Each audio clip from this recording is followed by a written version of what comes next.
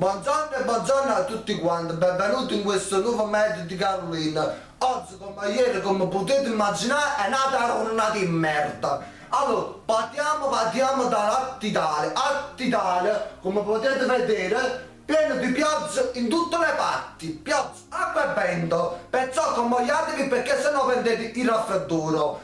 Scendiamo nel calore chiara, non fa niente, l'ho ripreso, passiamo giù al centro come possiamo vedere, come potete vedere, pioggia anche qua, pieno di freddo, mettete il shop e il cappello, andiamo a sud come potete vedere una settimana che non esce una giornata di sole e che sfacciamo, lo sappiamo, ci stiamo arrabbiando tutti, quindi come potete vedere pioggia temporale, freddo e fame a sud Italia. Passiamo alle temperature come possiamo vedere in Alta Italia non tengono più gradi, quindi stanno senza gradi, sono finiti e i gradi si puzzano di freddo. Ma scendiamo al centro come possiamo sempre vedere le temperature sono scese tutte quante, non tengono manco più un grado e quindi pure loro si fiedono di freddo. A sud qualche grado c'è rimasto, qualche grado lo teniamo ancora, anche se fa un po' freschetto, quindi perciò mettete il sciarpa, cappello e zombino, convogliatevi per bene e quando andate a dormire la sera mettete salsiccia sotto la porta per far passare un sprugolino lo viene, se no vi congelate intanto date pigliare a broncopolmonite. Quindi spero che questa metodo vi sia stato molto utile e ci vediamo alla prossima giornata. Arrivederci e grazie.